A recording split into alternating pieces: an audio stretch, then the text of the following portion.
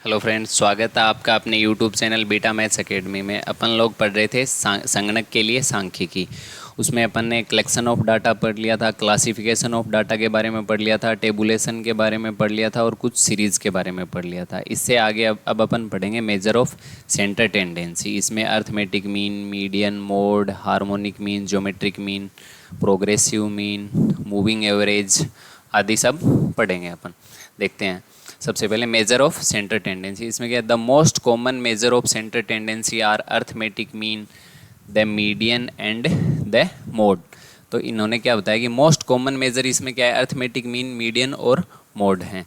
A middle tendency can be calculated for either finite set of value और for a theoretical distribution such a normal distribution. Tendency के बारे में इन्होंने दो distribution के बारे में बताया। Obviously author use centre tendency denote. Author इसको कहाँ यूज ले सकता है, the tendency of quantitative data to closer around the some centre value. इन्होंने क्या कहा कि टेंडेंसी क्वांटिटिव डाटा के आसपास घूमती रहती है। चलो देखते हैं। केंद्रीय प्रवृत्ति के सबसे सामान्य माप कौन से हो गए, अंकगणितीय, माध्यिका और बहुलक। मध्यम प्रवृत्ति की गणना या तो मूल्य के एक सीमित सेट के लिए या सामान्य वितरण जैसे सैद्धांतिक वितरण के लिए की जा सकती है। कभी कभी लेखक केंद्रीय प्रवृत्ति का उपयोग कहाँ करता है, किसी केंद्रीय मूल्य के आसपास मात्रात्मक डाटा को एकत्रित करने की प्रवृत्ति के लिए करता है। ये तो होगी देखो सेंटर टेंडेंसी की नॉर्मल सी डेफिनेशन। अब देखो जोहान आई ग्रिफिन ने एक अपनी तरफ से एक अलग से डेफिनेशन दी, बहुत ईजी सी है।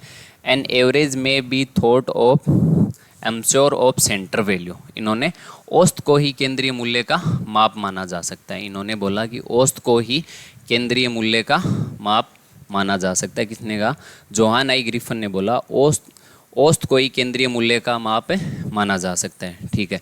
ए एल बाउले ने क्या बोला था, average are statistical constant which enable to us comprehend in single effort the significance of the whole। A L Bowley ने बोला था कि औसत सांख्यिकी स्थिरांक है जो हमें एक ही प्रयास में संपूर्ण महत्व को समझने में सक्षम बनाता है।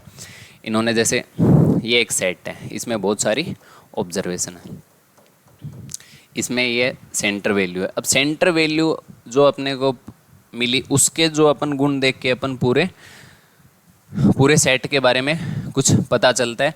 तो इसलिए इन्होंने बोला कि औसत एक सांख्यिकी स्थिरांक है जो हमें एक ही प्रयास में संपूर्ण महत्व को समझने में सक्षम बनाते हैं। चलो आगे देखते हैं। Property of good major of centre tendency. एक अच्छे सेंटर टेंडेंसी की क्या क्या प्रॉपर्टी होती हैं, ठीक है। It should be based on the all observation of A set of value. ये बोल रहा है it should be based on all observation of A set of value. इन्होंने बताया कि ये पूरा सेट है, इसमें जितनी भी ऑब्जर्वेशन है उन सब पे डिपेंड होना चाहिए। जो भी अपन अर्थमेटिक मीन निकालें, ठीक है, जैसे अर्थमेटिक मीन सारी वैल्यू पे डिपेंड होता है। इस तरीके से इन्होंने बताया कि यह मूल्य के एक सेट के सभी अवलोकनों पर आधारित होना चाहिए।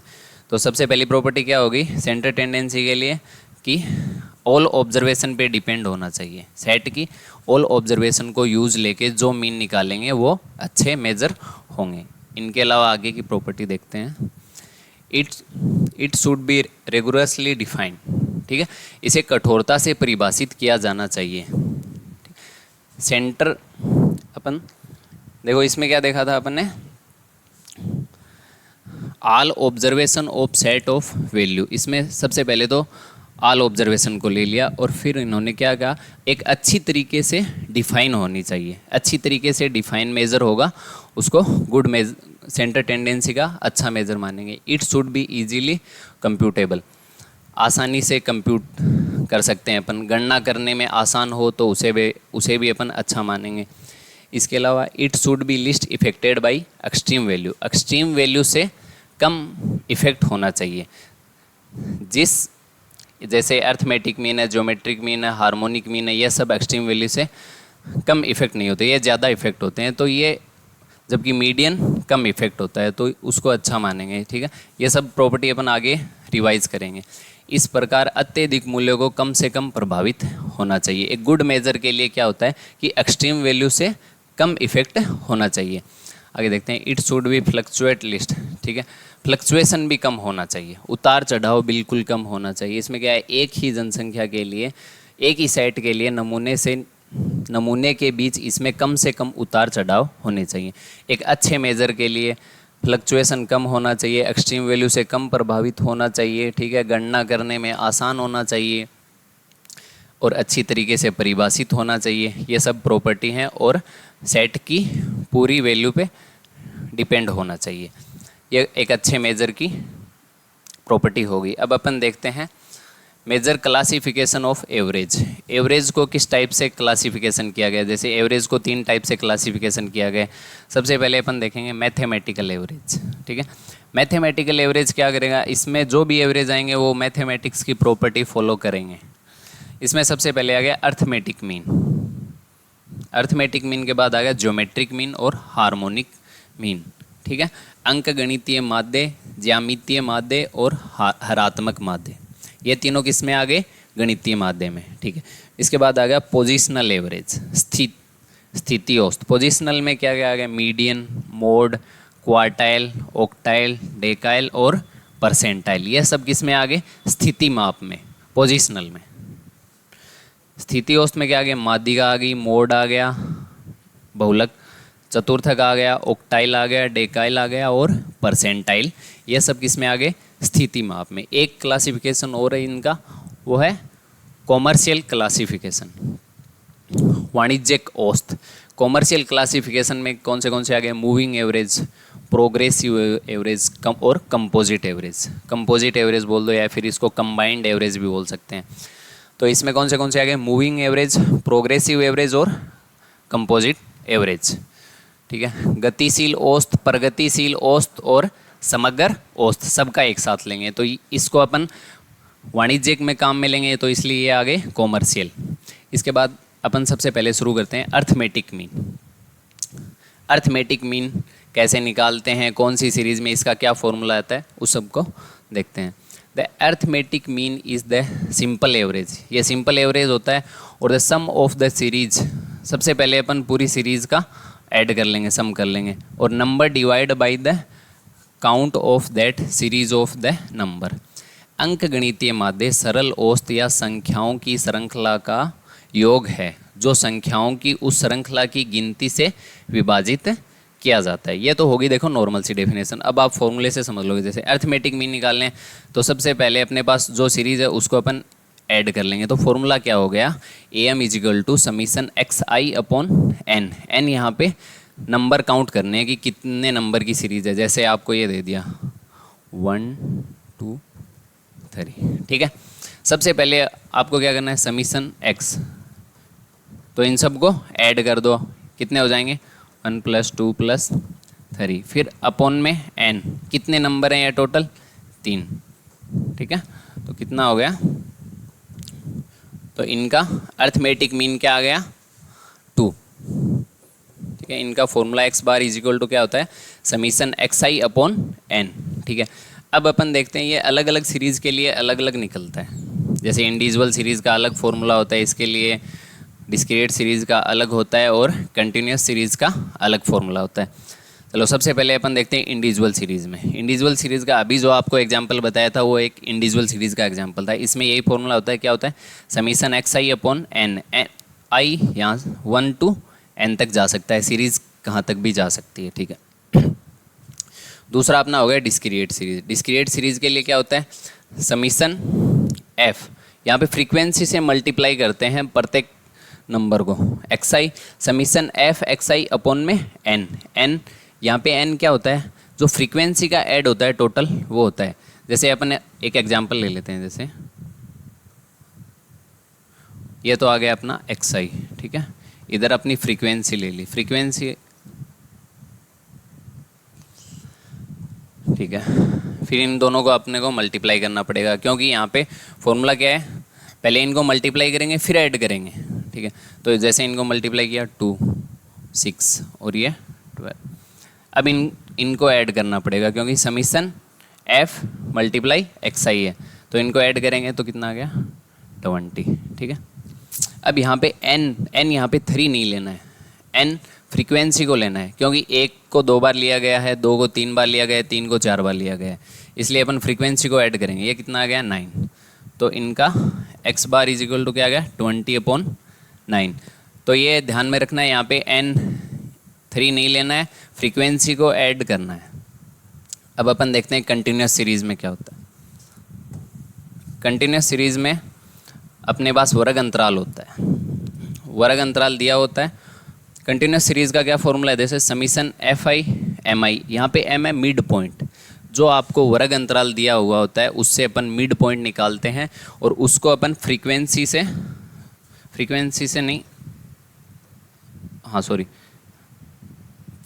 से मल्टीप्लाई करते हैं। जो मिड पॉइंट निकलता है उसको अपन फ्रीक्वेंसी से मल्टीप्लाई करते हैं और फिर अपन n से डिवाइड करते हैं। जैसे सेम एग्जांपल ले लेते हैं, 5 से 10 और फिर 10 से 15। इनकी फ्रीक्वेंसी दी हुई होती है, जैसे आपको 2, 4 और 6। और अब इसका अपन मिड पॉइंट निकालते हैं। तो मिड पॉइंट कैसे निकालते हैं, मिड पॉइंट के लिए lower limit plus upper limit upon 2 करते हैं। यहाँ पे lower limit 0 plus upper limit 5 है, तो टोटल कितना है 5/2 करेंगे तो कितना आएगा 2.5। यहाँ पे 5 और 10 कितने हो गए 15/2 करेंगे तो 7.5 आ जाएगा, और यहाँ पे कितने आ जाएंगे 12.5। ठीक, अब क्या करना है, फ्रीक्वेंसी को मिड पॉइंट से मल्टीप्लाई करना है। जैसे इसको मल्टीप्लाई करेंगे कितना आएगा 5 आ जाएगा, इसको मल्टीप्लाई करेंगे कितना आएगा 30 आ जाएगा, और इसको मल्टीप्लाई करेंगे कितना आ जाएगा यह 75 आ जाएगा। अब इसको ऐड करना है, ठीक है, समीशन लगाया हुआ है तो इसका मतलब अब इसको ऐड करना है। इनको ऐड करेंगे, ये कितने हो गए 80 और 30, ठीक है। अब ये तो आ गया अपना समीशन fi मल्टीप्लाई mi, मतलब मिड पॉइंट।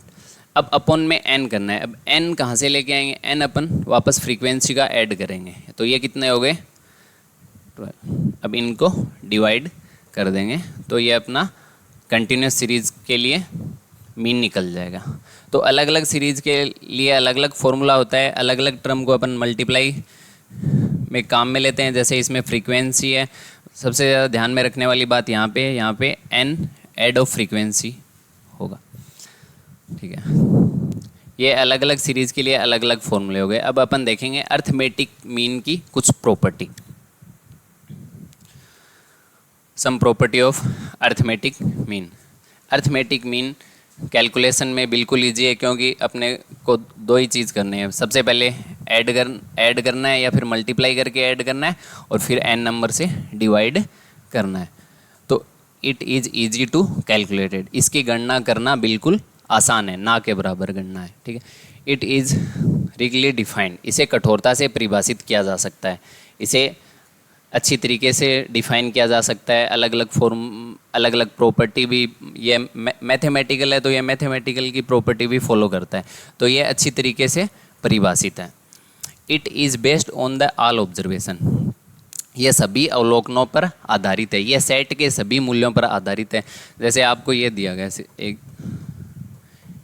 इसका मीन निकालना है तो अपने को सब नंबरों को ऐड करना पड़ेगा। जैसे आप इस 5 को छोड़ दोगे तो आपका मीन सही नहीं निकलेगा। तो ये क्या है, सभी अवलोकनों पर आधारित है, सेट की सारी वैल्यूओं पर आधारित है। इसके बाद है it provide sound base for comparison of 2 series, 2 series के कंपैरिजन में यह बहुत अच्छा बेस का काम करता है। यह 2 श्रृंखलाओं की तुलना के लिए ठोस आधार प्रदान करता है। मीन क्या करता है, 2 श्रृंखलाओं की तुलना के लिए ठोस आधार प्रदान करता है। अब देखो, it is susceptible to the sampling fluctuation, sampling fluctuation के प्रति भी यह बिल्कुल संवेदनशील होता है। ये क्या होता है, फ्लक्चुएशन इसमें कम ही मिलता है, इसलिए फ्लक्चुएशन की तरफ से देखें तो यह अच्छा मेजर है। यह इम्पोर्टेंट प्रॉपर्टी है। Sum of deviation from mean is 0। क्या है, sum of deviation from mean से लिए गए विचलनों का योग 0 होता है, माध्य से विचलन का योग 0 होता है। चलो अपन एक एग्जांपल करके देख लेते हैं। जैसे आपने 1 2 3 4 और 5 इसको ले लिया, इन सब को ऐड कर देते हैं, ये 3 हो गया, 3 + 3 6, 4 10 और ये 15, ठीक है। 15/5 करेंगे तो मीन क्या आ जाएगा 5, ये आ गया, सॉरी 5 नहीं 3 आएगा, 3 आ गया। अब अपने को क्या निकालना है, xi माइनस x बार, ठीक है, डेविएशन निकालना है, तो सब में से -3 कर देंगे अपन से। 1 में से -3 किए -2 आया, 2 में से -3 करेंगे -1 आएगा, 3 में से -3 करेंगे 0 आएगा, 4 में से 3 माइनस करेंगे 1 आएगा, और 5 में से 3 माइनस करेंगे 2 आएगा।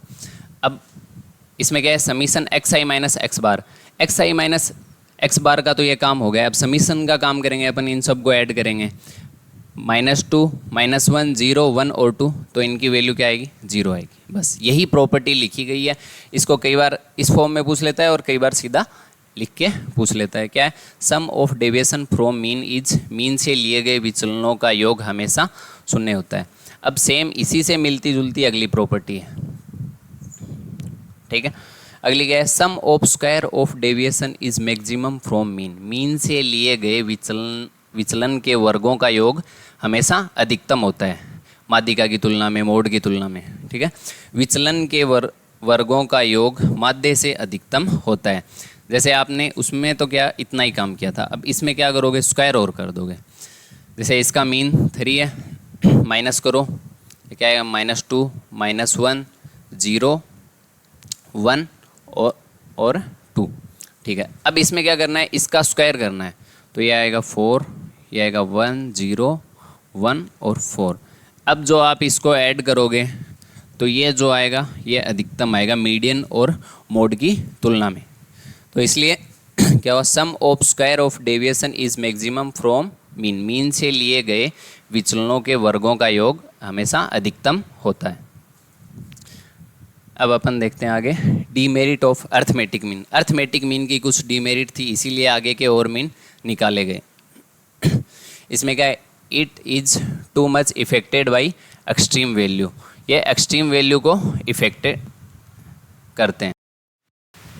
अपन देख रहे थे इसकी डीमेरिट्स के बारे में, डीमेरिट क्या क्या है अर्थमेटिक मीन की, ठीक है।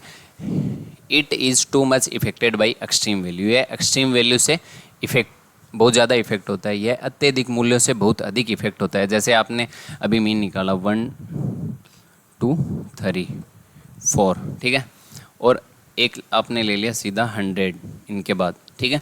ये इनकी तुलना में ये एक्सट्रीम है, इनसे बहुत ज़्यादा बड़ी है तो जो आपका मीन आएगा वो इसकी साइड खिसकता जाएगा। जैसे आप इसका मीन निकालते हो तो इनका ऐड कितना हो गया, 3 3 6 4 10, तो इनका ऐड हो गया ये, और इनका अपन मीन निकालेंगे तो 22 आएगा, तो वो इस साइड आगे की ओर खिसकता जाएगा। एक्सट्रीम वैल्यू से ये बहुत ज़्यादा इफेक्टिव है। तो ये क्या है, ये अत्यधिक मूल्यों से बहुत अधिक प्रभावित होता है। इसके बाद देखें, mostly it does not corresponding to any value of the set of observation. जैसे आपने एक सेट का मीन निकाला किसी भी का, तो वो ज़रूरी नहीं है कि उसी सेट के अंदर से है। आपने अभी जैसे निकाला था 1 2 3 4 और 100 का, तो क्या आया था 22।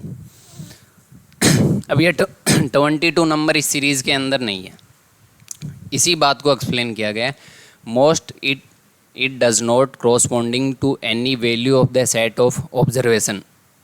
अधिकतर यह अवलोकन के सेट के किसी भी मूल्य के अनुरूप नहीं होता। ज़रूरी नहीं कि सेट के अंदर की वैल्यू ही आए, मीन में अलग वैल्यू भी आ सकती है। आगे देखते हैं, it can not be calculated for frequency distribution with open and class.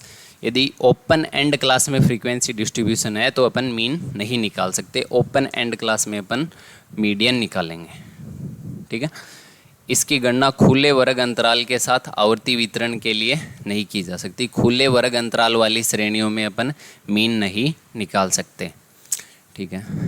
It does not convey any information about spread and trend of data. यह डेटा के प्रसार के बारे में कोई जानकारी नहीं देता, बस मिड वैल्यू बताता है। अर्थमेटिक मीन उसके प्रसार के बारे में कोई जानकारी नहीं, यह डेटा के प्रसार और ट्रेंड के बारे में कोई जानकारी नहीं देता है, ठीक है, ये सिर्फ मिड वैल्यू बताता है।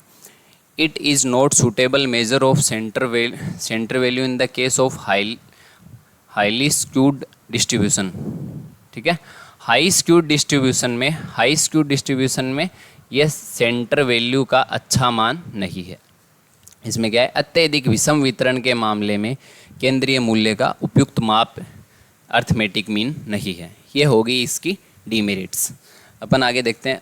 अब एक आता है change of origin and scale.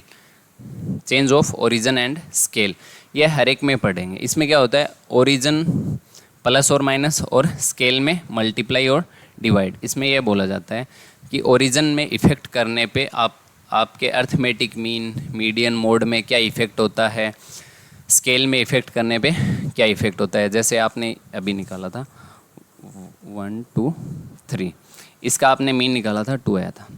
अब आपको ये बोल दिया गया है कि सब में 2 ऐड कर दीजिए, सारी वैल्यू में 2 ऐड कर दीजिए हर एक में। तो ये कितना हो गया 3 और ये 4 और ये कितना हो गया 5। अब इनका मीन निकालिए, कितना आएगा, तो कितना आ जाएगा 4। आपने इधर भी 2 ऐड किया तो आपको इधर भी 2 ऐड करना पड़ेगा। ठीक है, यही चीज़ है इसमें।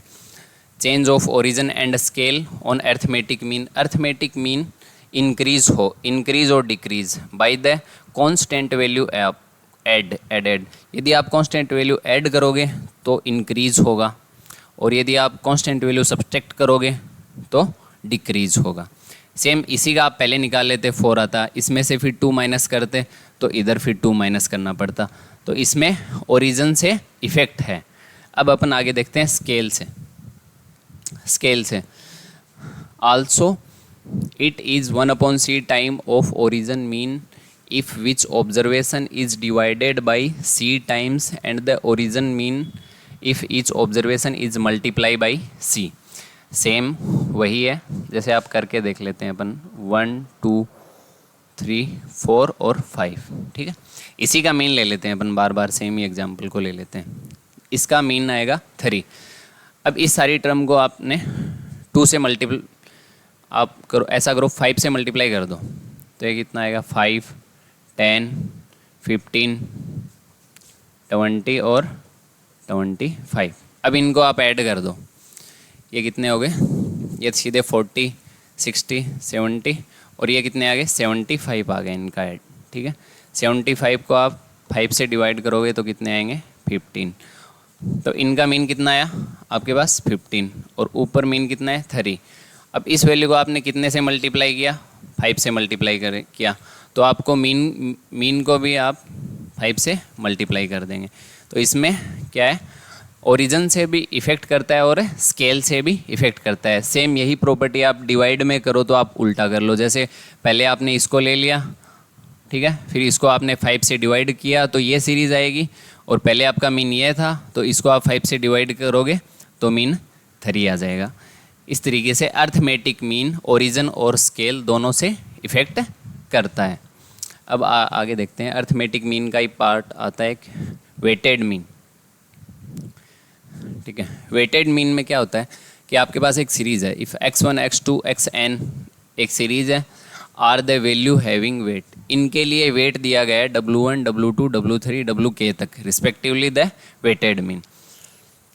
x1 से xn तक एक सीरीज़ है और उनका वेट दिया गया है w1 से wk तक। तो भारित माध्य कैसे निकालेंगे, x बार w, ये भारित माध्य है। ठीक है, x बार w कैसे निकालेंगे, जिसके क्रॉसपोंडिंग में जो वेट दिया होता है उसी को मल्टीप्लाई करेंगे। x1 को w1 वेट से मल्टीप्लाई कर लेंगे, फिर प्लस x2 को w2 से मल्टीप्लाई कर लेंगे, x3 को w3 से मल्टीप्लाई करके सबको ऐड कर देंगे n टाइम तक। और यहाँ पे n क्या लेना है, वहाँ पे आप फ्रीक्वेंसी को ऐड करते थे n के लिए, और यहाँ पे आप ऐड करोगे वेट को। ठीक है, तो ये क्या आ गया, समीशन wi xi ऑन, यहाँ भी समीशन i 1 से n तक लेना है और यहाँ समीशन w। तो वेटेड मीन में क्या होता है, आपको जितना वेट दिया होता है उसी के क्रॉसपोंडिंग जो वैल्यू उसको मल्टीप्लाई करके सबको ऐड कर देते हैं, और फिर जितना वेट दिया होता है उसको एक साथ ऐड करके n की टर्म में डिवाइड कर देते हैं। तो तो इससे अपना वेटेड मीन निकल जाएगा। अब आगे देखते हैं, एक छोटी सी प्रॉपर्टी है वेटेड मीन के लिए। एक छोटा सा क्वेश्चन है, the weighted mean of n natural number. ये बोल रहा है कि एन नेचुरल नंबर का वेटेड मीन निकालना है यदि उनका weight, if weights are the corresponding to the number, यदि उनका वेट नंबर के क्रोस्पॉन्डिंग हो। जैसे ये सीरीज दे दी आपको, ये नेचुरल नंबर हो गए एन तक, ठीक है, और इनका वेट भी यही हो गया 1 2 3 एन टाइम तक। तो फिर आप मीन, वेटेड मीन कैसे निकालोगे? तो उनका क्या होता है, अपन वही फॉर्मूला रख देते हैं, इसको इससे मल्टीप्लाई किया तो 1 का स्क्वायर, इसको इससे मल्टीप्लाई किया तो 2 का स्क्वायर, इसको इससे मल्टीप्लाई किया 3 का स्क्वायर, और n का n से मल्टीप्लाई किया तो n का स्क्वायर। फिर इन सबको अपने को ऐड करना है। तो अपने पास क्या आ गया, 1 का स्क्वायर, 2 का स्क्वायर, 3 का स्क्वायर और n का स्क्वायर, ठीक है।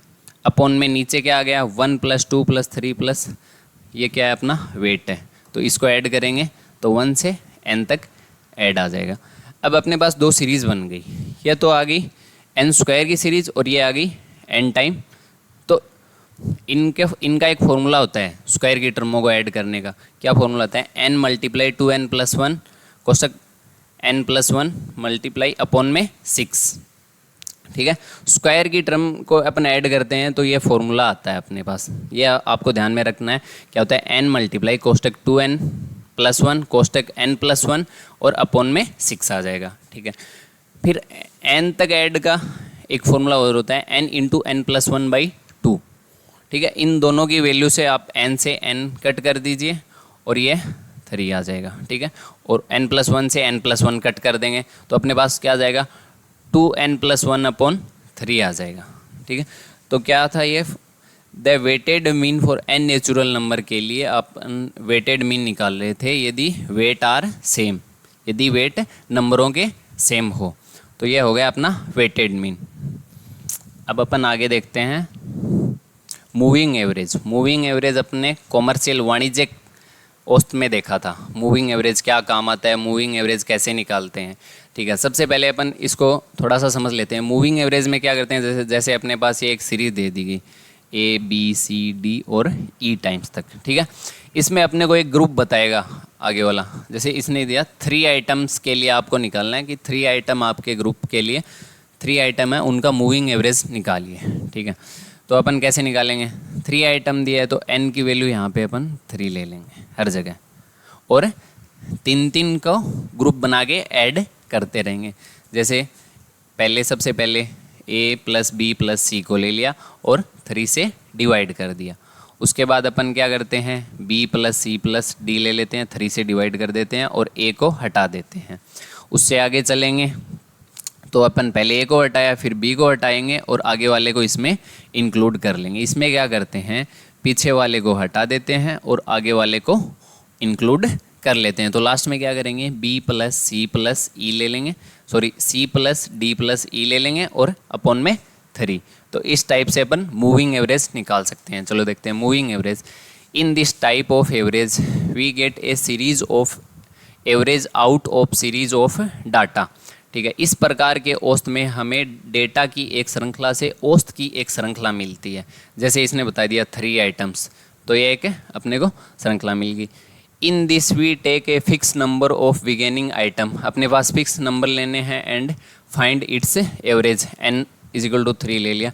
To get the next average, अपन नेक्स्ट एवरेज निकालेंगे तो delete the first item of the previous group, previous group का पहले आइटम को अपन हटा देंगे नेक्स्ट का एवरेज निकालने के लिए, and add the next 1 item, और आगे वाला नेक्स्ट आइटम इसमें ग्रुप में ऐड कर लेंगे of the series it and find it average. इस तरीके से अपन इसको निकालेंगे। देखें, इस प्रकार के औसत में हमें डेटा की एक श्रृंखला से औसत की एक श्रृंखला मिलती है, ठीक है। इसमें हमें आरंभिक वस्तुओं की एक निश्चित संख्या लेते हैं, जैसे फिक्स, पहले जैसे इसमें 3 लिया था इस एग्जाम्पल में अपन ने, और उसका औसत निकालते हैं। अगला औसत प्राप्त करने के लिए पिछले समूह के पहले आइटम को हटा देंगे, ठीक है, और श्रृंखला के अगले एक आइटम को इसमें जोड़ें और उसका औसत ज्ञात करें। चलो अब इसमें अपन एक एग्जाम्पल लेके देख लेते हैं। जैसे वही सेम एग्जाम्पल ले लेते हैं 1 2 3 4 5 तक। ठीक है। इनका अपने को मूविंग एवरेज निकालना है। तो सबसे पहले अपन क्या करेंगे, इन सब का ऐड करेंगे। कितना आएगा, 1 + 2 3 और 3 कितने हो गए 6, 6/3 आ जाएगा सब पहले का, ठीक है। फिर आगे वाले के लिए ये क्या आएगा, 2 आएगा, ठीक है। अब आगे वाले के लिए देखो 2, 3 और 4 ले लेंगे, इसको हटा देंगे तो इनको ऐड करो, कितने हुए 9/2 आ जाएगा, ठीक है। 9/2 मतलब 4.5, ठीक है। अब इसको भी हटा देंगे और इन तीनों को ले लेंगे तो इनका कितना आएगा ये 6। इस तरीके से अपन इस तरीके से अपन मूविंग एवरेज निकालेंगे, ठीक है। अब आगे देखते हैं मूविंग एवरेज का मोस्टली यूज़ कहाँ होता है। जैसे वाणिज्यिक क्षेत्र में होता है तो इसका मोस्टली यूज़ क्या है, ठीक है। Use of moving average mostly use in the analysis of time series data. Time series के जो भी डाटा हैं उनका एनालिसिस के लिए मूविंग एवरेज अपन काम में लेते हैं, मूविंग एवरेज, ठीक है। Analysis of time series data, time series के डाटा के लिए अपन मूविंग एवरेज को काम में लेते हैं। अब अपन आगे देखते हैं प्रोग्रेसिव एवरेज, ठीक है। प्रोग्रेसिव एवरेज में अपन यही करेंगे, जैसे इसमें अपन ने ये लिया था ABCD, सेम एग्जांपल यही ले लेते हैं। इसमें अपन क्या करते हैं, सबसे पहले 2 के लिए निकाल लेते हैं, ठीक है। अब उसमें तो क्या करते थे अपन, पिछले को हटा देते थे, इसमें कुछ नहीं करना, हटाना नहीं है, आगे वाले को ऐड करते जाना है। आगे वाले को ऐड करेंगे तो A + B + C/3 कर देंगे, ठीक है। उससे आगे वाले को ऐड करेंगे तो A + B + C + D/4 कर देंगे। ऐसे अपन प्रोग्रेसिव एवरेज निकालेंगे। इसमें देखो क्या लिखा है, in progressive average we find out the average of phase 2। पहले फेज 2 का एवरेज निकाल लेंगे, phase 2 period value, and then go adding the value. आप आगे की वैल्यू ऐड करते जाओगे for the 3rd, 4th, 5th period के लिए, और उनके कैलकुलेट करेंगे एवरेज ऑफ द 3, 4, 5 आदि के लिए पीरियड के लिए निकल जाएगा अपना, ठीक है। इसमें देखें प्रगतिशील औसत, प्रगतिशील औसत में हमें पहली 2 अवधियों का औसत निकालते हैं। सबसे पहले 2 का निकाल लिया और फिर तीसरी, चौथी, 5वीं अवधि आदि के लिए मूल्य को जोड़ते हैं और 3, 4, 5 आदि के लिए औसत की गणना करते हैं, ठीक है।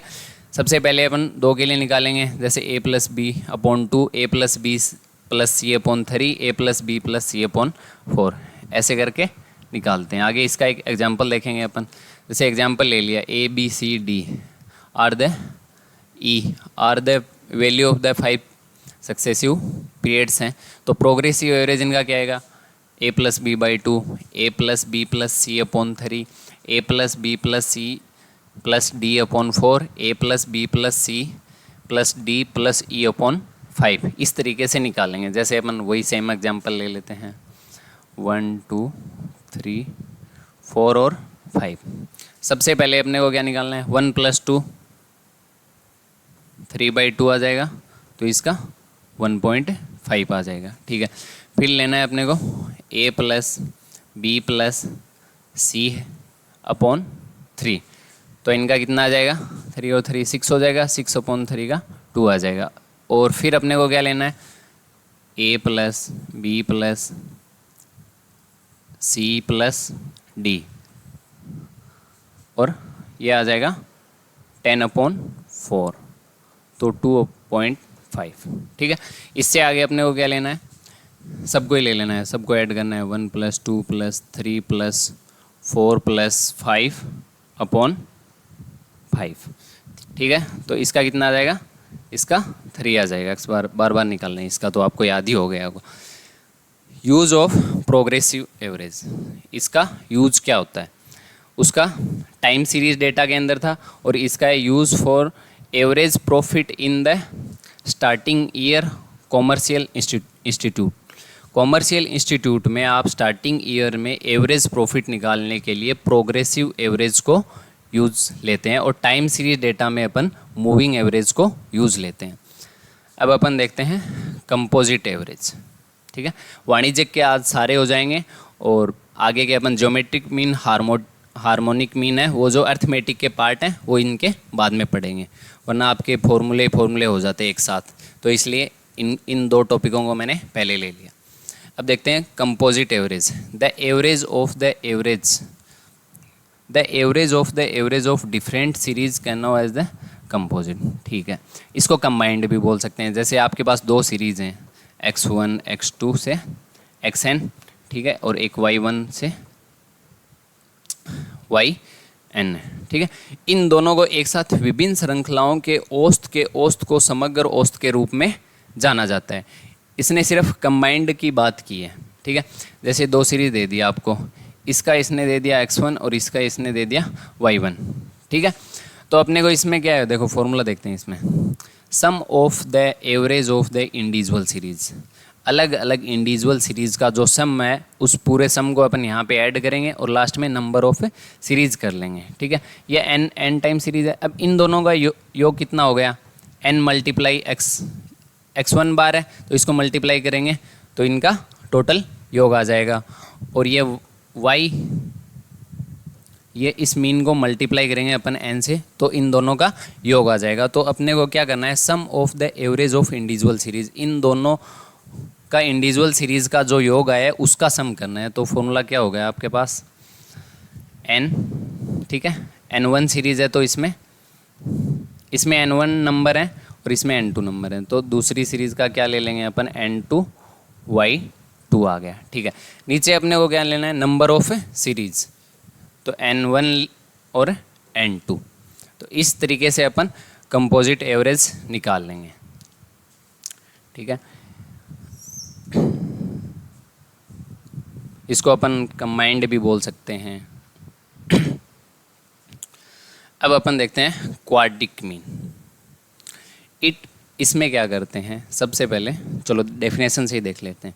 It measure the absolute magnitude of the set of number. यह एक पूर्ण परिणाम को मापता है।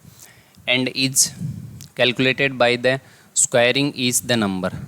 जितने भी आपको नंबर दिए होते हैं उनको सबसे पहले क्या करना है, स्क्वायर करना है, ठीक है, स्क्वायर करना है। Finding the mean of this square, ठीक है।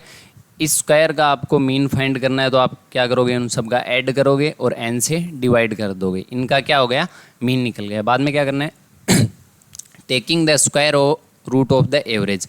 यह जो आपको एवरेज मिला है इसका स्क्वायर रूट करना है, ठीक है। तो ये आपका क्या आ गया, क्वाड्रिक मीन, क्यू है मान लो आप, ठीक है। तो इसमें क्या हो गया, जो आपको सीरीज दी गई जैसे 1 2 3, चलो यहाँ तक ही ले लेते हैं। इसका स्क्वायर करते हैं तो 1 आया, ठीक है, प्लस क्योंकि इनका समीशन पूरी सीरीज़ का स्क्वायर करना है फिर समीशन लेना है, ठीक है। तो इसका 4 आ गया और इसका 9 आ गया, ठीक है। और इन सब को ऐड करके n से डिवाइड करना है, तो ये कितना आ गया 14/3। और इसका रूट निकाल के ये कैलकुलेट करेंगे तो अपना क्या आ जाएगा, क्वाड्रिक मीन निकल जाएगा, ठीक है। इसको आप कमेंट में करके बताएं इसकी वैल्यू कितनी आती है।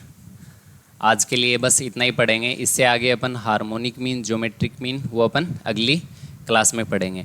एक ये और बताना कि आपका जो AM निकला है वो इससे AM ज़्यादा बड़ा होगा या फिर क्वाड्रिक मीन।